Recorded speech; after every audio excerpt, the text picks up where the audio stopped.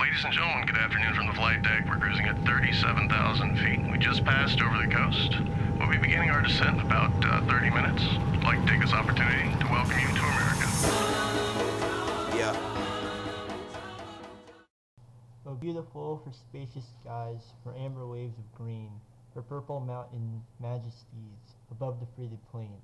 America, America, God shed his grace on thee, and crown thy good with brotherhood, from sea to shining sea. A thoroughfare for freedom beat across the wilderness, thine alabaster cities gleam, undimmed by human tears.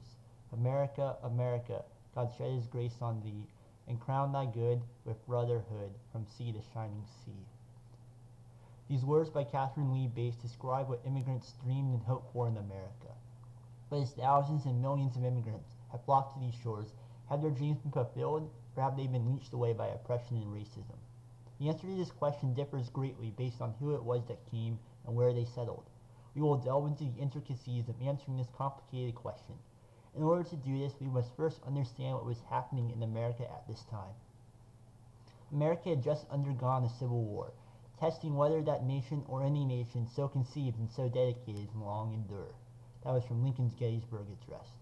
After winning the war and issuing the 13th Amendment, Lincoln was about to traverse upon the road of Reconstruction, when in the space of an instant, or the pull of a trigger, America's dreams of a peaceful reconciliation of their two parts shattered. On April 15, 1865, Abraham Lincoln died from a bullet to the back of the head. For the next century, America was plagued by violence, racism, and resentment.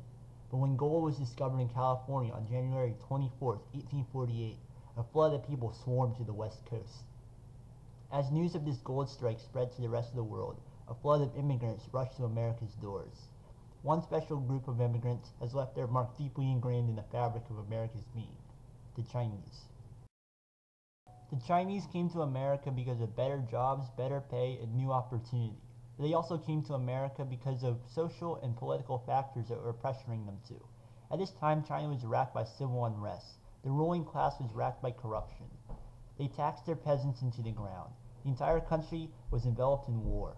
Fights broke out everywhere, destroying settlements, farms, houses, and land.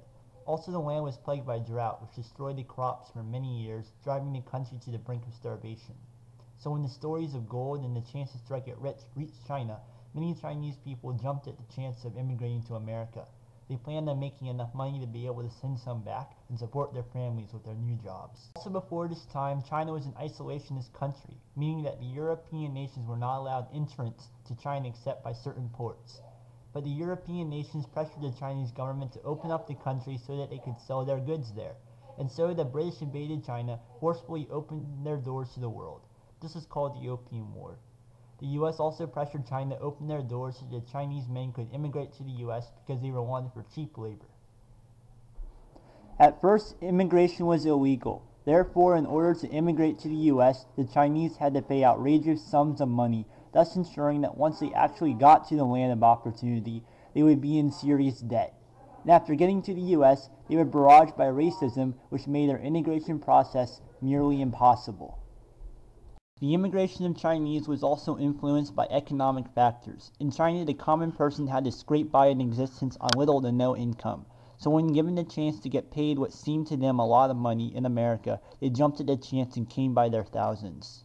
The Chinese, when they arrived, came mostly to California. They settled in the inner city of many big Californian cities such as San Francisco. They settled here because Chinatown ghettos had sprung up, and they tended to settle with their own nationality. Also, housing here was inexpensive because of the close proximity with others and the overcrowding and rundown nature of the dwellings. The Chinese were contract workers. They did the dangerous and disgusting jobs that no one else wanted to do. They also opened up many laundromats, restaurants, and other stores. They were also hired to build a transcontinental railroad. The Chinese influenced the country by their hard work ethic. They were known as hard, steady workers. This group of immigrants were not welcomed to the U.S. by many people. Because of their hard work ethic, obvious differences in appearance, difference in culture, and difference in language, the Chinese did not assimilate quickly into the U.S. culture. But because of their hard work ethic, many Chinese businesses became large and wealthy. The other Americans did not respond well to the Chinese immigrants. Because of the Chinese's willingness to work for lower wages, it drove many whites out of a job. Also because of the ethnic and cultural differences, the Chinese were subject to intense racial attacks. In fact, the first immigration restricting laws was passed for the Chinese. It was called the Chinese Exclusion Act. It barred Chinese immigrants for 10 years from coming to America. It also disallowed Chinese in the U.S. to become U.S. citizens. After the 10 years were up, there was a restricted number on the amount of Chinese people allowed to immigrate.